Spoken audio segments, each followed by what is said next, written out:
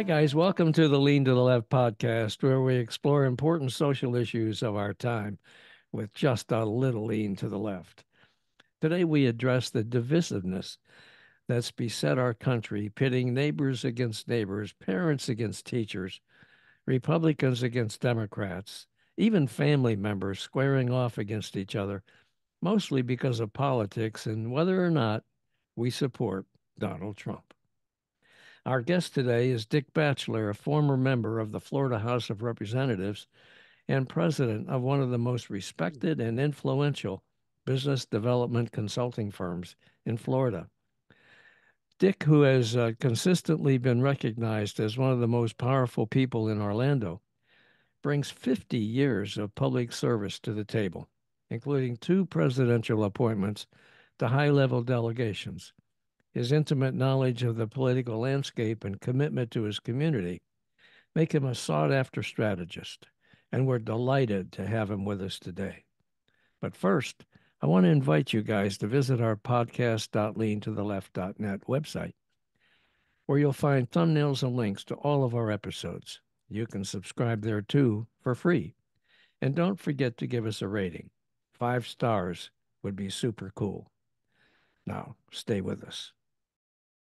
Welcome to Lean to the Left, home of no-holds-barred commentary, plus interviews with fascinating people, some of them top experts, others simply with interesting stories to tell. You'll never know who'll show up at Lean to the Left.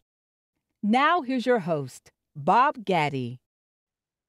Dick Batchelor, a Marine Corps veteran who served in Vietnam, is the author of a new book, Building Bridges in Toxic Political Times, a roadmap for community leaders, which we'll discuss today.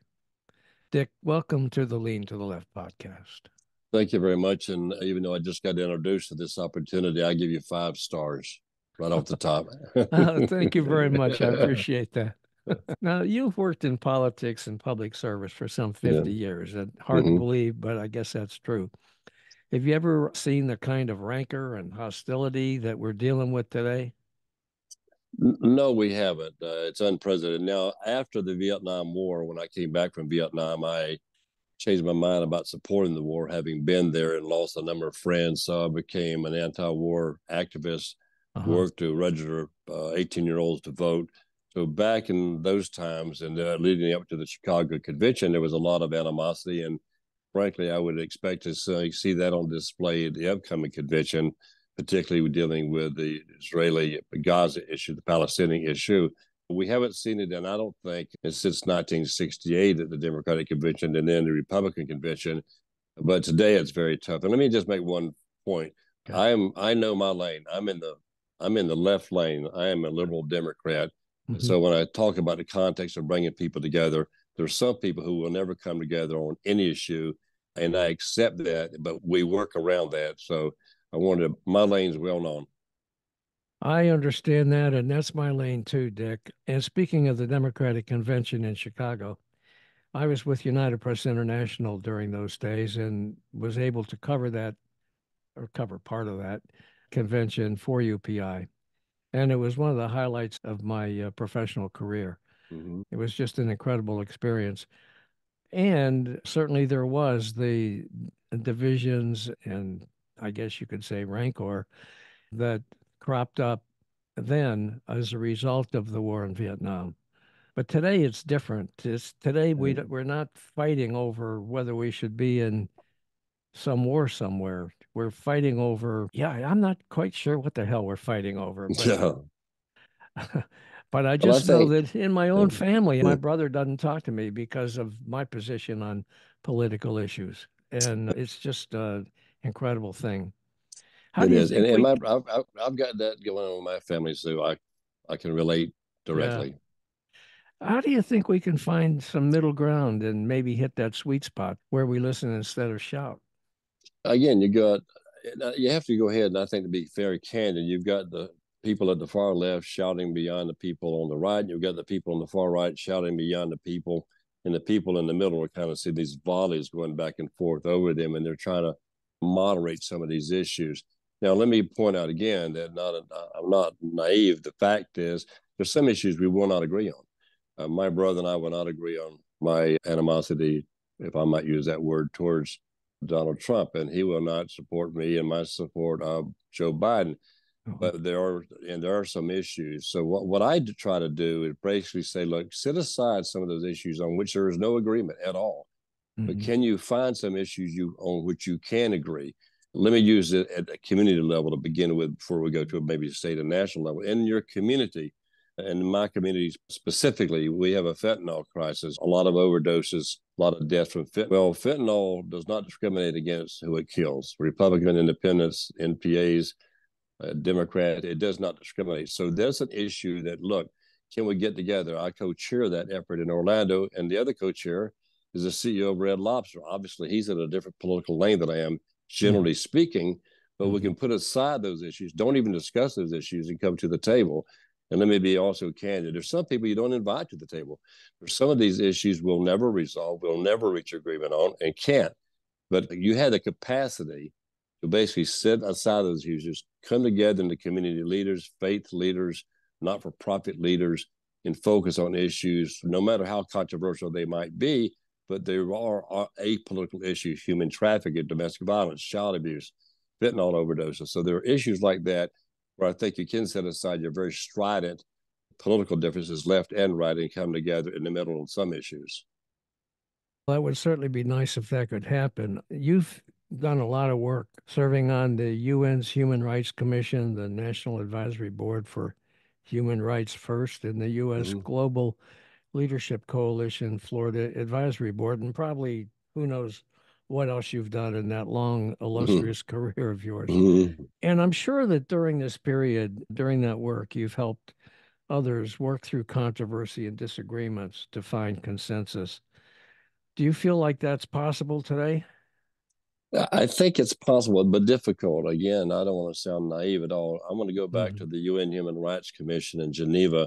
We would meet with delegation and advocacy groups and come up with the resolutions in a public forum where we would condemn the behavior, let's say the violation of human rights. In fact, the irony is that I delivered on the floor of this speech condemning Russia for the invasion of Chechnya.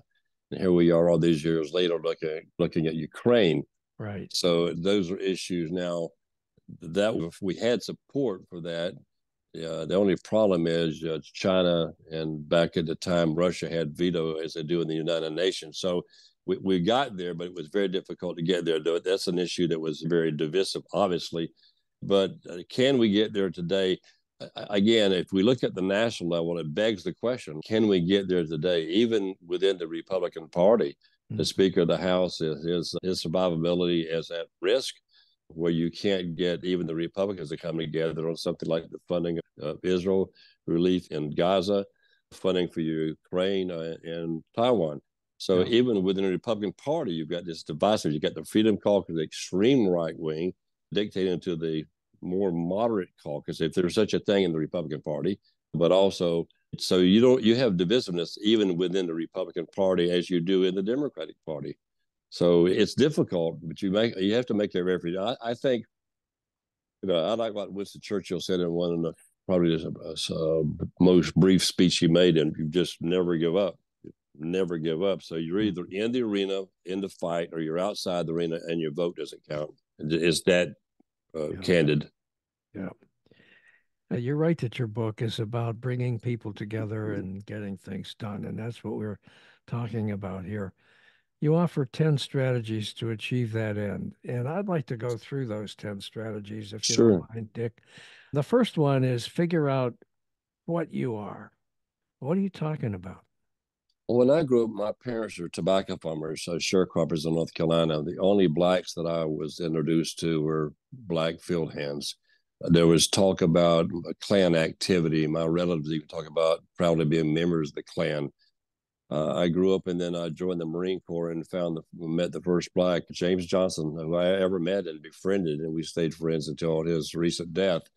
But he really opened my eyes to what is this race issue? What is this race issue? And keep in mind, in 67, 68, during the Tet Offensive in Vietnam, you had Bobby Kennedy was killed, Martin Luther King was killed. So you had race, you had the divisiveness in even in Vietnam between the blacks and the whites at the time. Of course, we had all the riots, et cetera, et cetera, et cetera. But he helped me understand the difference in how we should not discriminate based on race, for instance. And he educated me a great deal. I went on a recruit when I was head of the Young Democrats, the first three blacks who ever run for the legislature, even though they didn't have a chance to win in Orange County, Florida, at large districts. In fact, yesterday I had lunch with one of the blacks I recruited in 1972.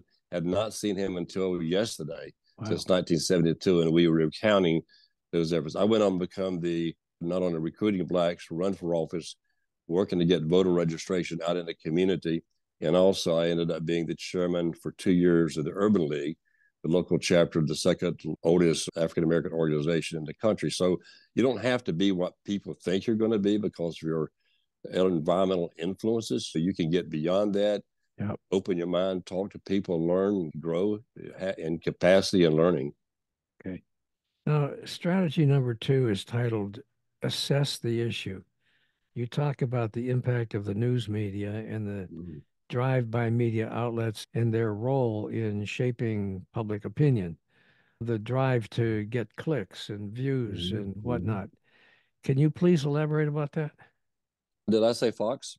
You've got people who were spoon-fed. I think what happened is that this a term I coined called intellectual laziness.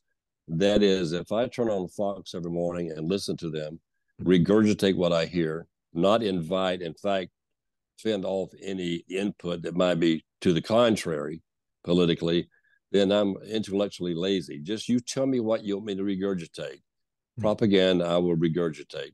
And so I think that's a big factor that people, and you could accuse, I guess the right could accuse maybe Democrats on the left. If we tune in MSNBC, we regurgitate what they say. I don't think it's strident. In fact, the Fox is the mouthpiece of the Republican National Committee, and more specifically, Donald Trump's campaign. So I think there's intellectual laziness. People not willing to open their mind, do not want to hear anything. You could convene them if they're willing to listen, and that's why some people don't get invited to convene with you. They just are innately toxic, and they just don't get invited. So that's how you distinguish between the two. Okay. Strategy number 3 is find the center, and it talks about discovering the balancing point that offers the best choice for agreement. Talk about that. What's that about? Yeah, let me use an example. In our community in 2002, the school board came forward and said, we have 138 schools in some state of disrepair. We have no money at all. Okay. We have tried 6 times in 20 years to pass a half a penny sales tax by a referendum. They have all failed. Would you lead a campaign? You asked me to lead a campaign that's failed 6 times. I appreciate the compliment, right? Let's do it. But we did. But so you had a tax issue. Republicans traditionally are not pro-tax. Yeah. So how do I get the Republicans to the table? So I was the co-chairman as a Democrat. I recruited the late Congressman Lou Frey, who was a congressman for many years, to be my co-chairman. So we depoliticized it. We hired a Democratic pollster and a Republican pollster, so people could not say the poll results are skewed in favor of it, so you're being partisan. We could do that. So basically, that's how you brought people together. While taxes innately are opposed by Republicans, we were able to get them to see what was really needed, and that was these kids needed schools that weren't falling down. So you can reach across the aisle and things like this, and where the commonality and the common interest is what's good for the kids. Okay. But it takes people who are willing to look at the big picture and not just react to the political attitudes of the times, right? Yeah, we had a group called Axe the Tax back then, which was our opposition, Axe the Tax. And of course, my response, we should tax the axe, but that didn't go over very well. But anyway, Axe the Tax was our opposition, very strident, and focus on it's a tax. But we were able to overcome that and pass the referendum, but I think something like 66%. Yeah. Years ago, after I left United Press International, I went to work for 2 members of Congress, and one of them was Jim Florio, who was later became governor of New Jersey. And when he was governor of New Jersey, he was left a mess by the Republicans, his Republican predecessors. He was left a fiscal mess. And he had no choice but to increase taxes. I think it was a state income tax that he was increasing. Mm-hmm. And of course, the Republicans were all against it, and his own party was giving him a hard time. Mm-hmm. And what did he do to get that passed? He had the sergeant at arms stop the clock in the Chamber, in the chamber. in the Mm-hmm. chamber, because the clock controlled everything. They had a certain period of time that they could do their work, and when it hit a certain time, that was it. He had them stop the clock, and he wouldn't let them out until they voted for the damn bill. Those things have been had. I've been in the legislature when they stopped the clock on the appropriations bill because it had to be done by midnight, and they kept Yeah. stopping the clock. Remember the story about Huey Long, who was really, some say, a socialist, but was certainly a rebel rouser. When he was the governor of Louisiana, he was trying to pass a tax, and the legislature would not pass a tax for transportation. Mm-hmm. So what he did is near Lake Pontchartrain, he paved the road for a quarter mile and then left it unpaved, then paved again, and then left it unpaved. So the people were driving on it went for the luxury of riding on a pavement versus on the gravel line. Uh-huh. So he finally got the legislature to fund road construction in a very clever way. Now, strategy 4, leverage your influence, describes what you must do to be an effective bridge builder. Can you explain what that's about? Yeah, everybody has what I call currency. You might call it personal currency, credibility, political currency, whatever phraseology you want to use. But people come to the table if they have an interest in an issue and willing to engage. They bring their own currency. If I might use that term again. Mm-hmm. And that's where you come together and you build on the currency. You keep bringing people together. When we did, I'm going to use the school tax again as an example. We invited everyone. We had the Hispanic chamber, the regular chamber, economic development. We had the tourism sector. We had faith communities. We had the Asian American chamber. We had everybody we could think about. In fact, the question was, how do I get on this advisory committee? I said, show up. If you're interested in solving the problem, show up. You're now a part of it. And the other thing I want to say, too, is you engage people at a different level today. Back when I was in the legislature, I was the only white to ever campaign door to door in the black communities and outpolled Jimmy Carter in 1980. But most white politicians would go to a church intermittently from time to time, campaign, and never be heard of. And when they went there, what their message was? The message was, this is what I'm going to do for you. No, the paradigm has shifted drastically. You go to a community now, whether it's an African American community, Hispanic community, any minority community, and what you do is basically say, no, I'm here to listen. What do you want me to do for you? Mm-hmm. Mm-hmm. So the paradigm has shifted greatly. You don't tell people what you're going to do for them or tell people what they need. Listen to people, let them tell you, God forbid, there's a paradigm shift. Listen to what people want you to do for them. So that's one thing we did. We went to these communities very first off and said, your community is least able to pay this tax, but frankly, the schools that are falling down are in your neighborhoods. With this tax, we'll build new schools. Okay. All right. Your strategy number 5 is make people the priority. Right. Tell me about that. I always say put a face on it. Put a face on the issue. When we did the schools, we didn't talk about bricks and mortar and asphalt and the technology that would go in the new schools. We talked about put a face on it. Here's a child. They're literally in classrooms where some of the ceilings are falling down, literally. Right. But it was always about the child. The direct mail piece had a picture of a child. The TV commercials focused on the child. So put a face on the issue. It's oftentimes, and data is important. Data is critically important. Now, in the old days, you just came up with what you thought you would do. Mm-hmm. Now everybody wants measured outcomes, benchmarks, analytics. They want very specific information, right? So you've got to have that detailed kind of information. But in front of that, you've got to put a face on the issue, whether it's school construction, fentanyl deaths, whatever it might be, but put a face on it so people will engage around that issue, the person, rather than the analytics of the situation. Okay, strategy number 6 is remove obstacles. Explain what you're talking about. Two or three things. One, first of all, not everybody has to be invited to convene. Again, if they're innately toxic and they're not going to do anything to advance the cause or try to find consensus on an issue, They Yeah. just don't get. They just don't get to come. You just don't use your time trying to convince them to come. They're toxic. They're not going to make a contribution. That's number one. That's one Mhm. obstacle you just have to set aside. The second obstacle is what is it that might be opposed? For instance, if I might go back on the opioid crisis again, fentanyl is causing the death. Fentanyl is 50 times more powerful than heroin. So how do we address that issue? Do we address it by saying these people are criminals, lock them up for an overdoses, or do we make Narcan available so we can resuscitate these people who might be dying?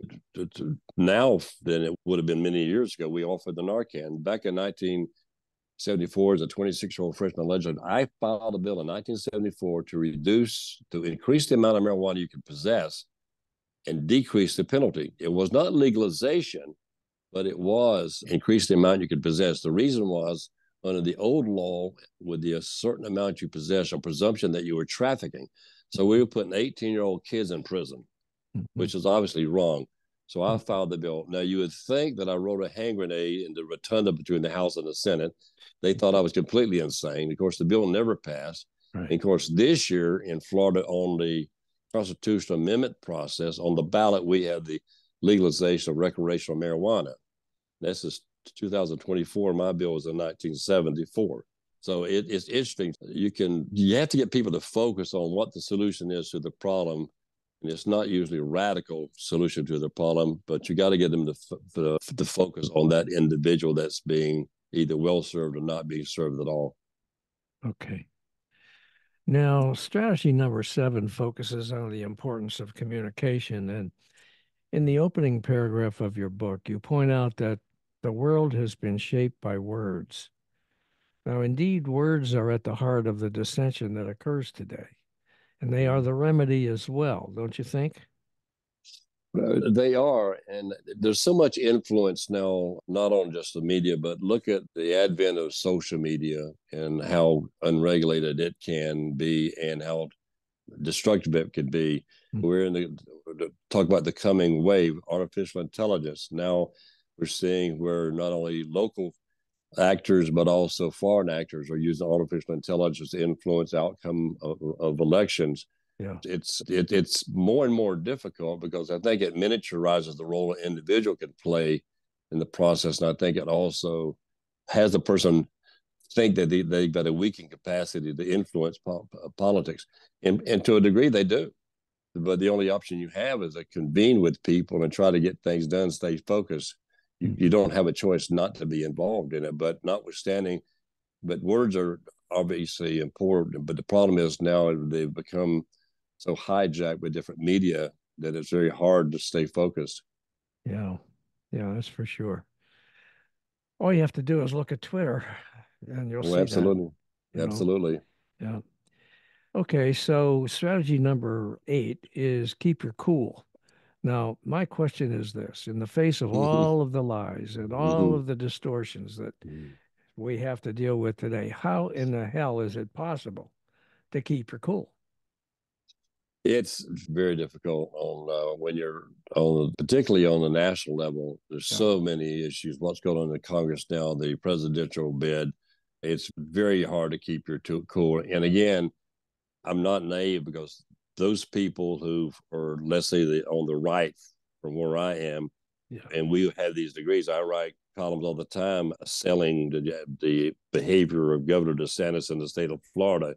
He wants to outlaw AP courses. African Americans don't say gay, rewriting the history of Rosa Parks, all these kind of crazy right wing stuff. I will never agree with the governor or his cabal in the Republican legislature on those issues, but can we find other issues locally where DeSantis supporters and people who might support me can come together? There Yeah. are, but again, I don't want this to be I don't see a kumbaya. Yeah. I don't see that kind of Understand. dance, right? But some of the issues you would just never agree on, and nor would I ever. Hmm. Okay. Finally, your no strategy number 9. The headline is "Be creative." What are you Agree. talking about? How can you be creative and get through all of this? Be creative, and again, I think finding the issues on which there can be some agreement. You might not think that going in, but you can come up with some of those issues that you can agree on, and that's where the creativity comes in. And how do you frame the issue? Again, we frame the children's tax for building schools as a construction boondoggle. It won't be funded. Mm-hmm. If it's about children, it will be funded with bipartisan support. So the message is very important. Get it back, and I always say, put a face on the issue. Put a face on the issue. Just like what's going on in Congress now. If you talk about Israel, what happened on October the 7th, you talk about the Palestinians. Thousands of people have been killed in the Gaza Strip. Mm-hmm. If you talk about what's going on in Ukraine and the deaths there, that's what you're debating. You're not debating what something as generic as world order. You're debating some very specific things like this. So you have to hone in on that. And hopefully that might be what saves the funding in the Congress, is because they're beginning to hone in on the loss of life and the turmoil that's going on around the world. And we have an opportunity to at least help mitigate the damages. Okay. Now, your strategy number 10 is titled, Be Nice, but Be Strong. Now, that sounds good to me, but what do you do when you're confronted with arguments that are just flat out wrong and based on lies and distortions? How is it possible to keep your cool? I just don't. I think you keep your cool by just disavowing, just say they're not involved in the conversation. Again, I want to get back to the point. There's some people who you just don't want involved in the conversation. If they're not there to be constructive, they don't get invited to the conversation. You go back to your corner. I'll fight you tomorrow on the issues that we disagree on. On this issue, I will convene with people of your party, of your stripe, your political stripe, and we'll get some things done. One thing I wanted to point out to you before we wrap it up, too, one of the influences, and it's really been very caustic in my opinion, is the Citizens United case. Because Citizens United basically ruled that a corporation has the same constitutional basis as an individual. Now you can give unlimited campaign contributions from corporations. It really is. What is money is the mother's milk of politics, but they have bastardized the process of electing people. I was talking to somebody yesterday when I was in the legislature, because it's been many years ago. You'd run for the legislature, you might spend $40,000-$50,000 a day in Florida to win a seat in the Florida legislature, which is about 1/6 the size of a county. It's $1 million for a job that pays $37,000 because with its influence of political contribution. Citizens United was the most dastardly decision up until Roe v. Wade that was ever made by the Supreme Court in the last 50 years. It's bastardized the political process. It's given the influence to corporation. It's miniaturized the influence individuals have. So that's why it's so difficult and very frustrating, and I understand. But bottom line is, find some things that you can agree on and get those done, because otherwise you basically surrender the ground to the opposition. Yeah, you mentioned Governor DeSantis a few minutes ago, and it just occurred to me that since he pulled out of the presidential race, I haven't heard the word woke, which he used all the time, right? Yeah, the governor used to say, Florida's where woke comes to die. I think it died someplace between here and Iowa. He spent $150 million. He campaigned in 99 counties in Iowa and lost every county. So I don't think his message resonated very well, but he's back in Florida, chomping at the bit. We're now going to teach Americanism versus communism to elementary school students. I took it in the 9th grade. Now we're not going to teach young people. We got the book banning. We've got lots going on. So he's not giving up. I guess he's still trying to maintain in his lane till he can run in 2028, but we'll see. But I think he learned his lesson that his platform does not sell very well in every place. Can you keep your cool when you're dealing with him? No, to be honest, I cannot. We're so stridently opposed on. I don't know anything that I agree with Governor DeSantis. What I should have said is one thing he did put on his agenda when he got first elected. The environmental protection was very important, and I really applauded him for that. He also said teacher salary should be not $35,000 starting, but $50,000. I agree with him on that. In fact, I wrote a column in the Orlando Sentinel praising him. I said, I'm going to make Democrats and Republicans very nervous because I'm going to agree with the governor. There's nothing that he's done since then that I agree on. Nothing at all. All right. Have you got anything else you'd like to add before we talk about where people can find your book? No, I'm good to go. And Okay. All right. So where can they find your book? I guess the it's book on is published Amazon, on right? Amazon Books. If you go to Amazon Books, just put in my name, Dick Batchelor, it will come up. Or if you just put in Building Bridges in Toxic Political Times, it will also come up. So Okay. I hope you have an opportunity to enjoy it. Okay. And by the way, for you folks who are listening, Dick's name is Batchelor. Mm-hmm. So you just put that in and into Amazon and you'll find this book. And trust me, it works because I did it. Good, thank you. Yeah. Okay. All right, Dick, thanks so much. I enjoyed talking to you Thank immensely, you. and I appreciate you coming on with us today. Thank you very much. And I still give you the 5 stars. Thanks. Thank you. Very much. I'm grateful. Hey, guys, thanks for watching. I hope you enjoyed this Lean to the Left video and you found it interesting and informative. Please visit on a regular basis and check out our interviews with guests on topics that focus on progressive politics and the important social issues of our time. Now, our interview shows stream on Mondays with special episodes on Thursdays. And you can check out upcoming shows, guests, and topics at podcast.leantotheleft.net. Subscribe to our audio version there and to our video shows here at YouTube. And follow us on social media. Facebook at Bob Gatty and the Lean to the Left podcast. Now, it's 2.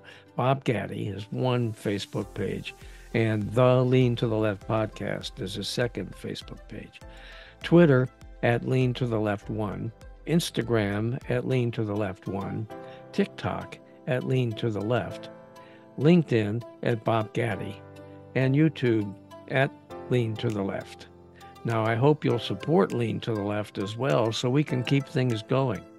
Just click on the Donate tab at the top of the leantotheleft.net homepage and contribute by buying me a cup of coffee. That'll really help and would be much, much, much appreciated. Now, this is Bob Gatty signing off for Lean to the Left. Thanks for sharing your time with us.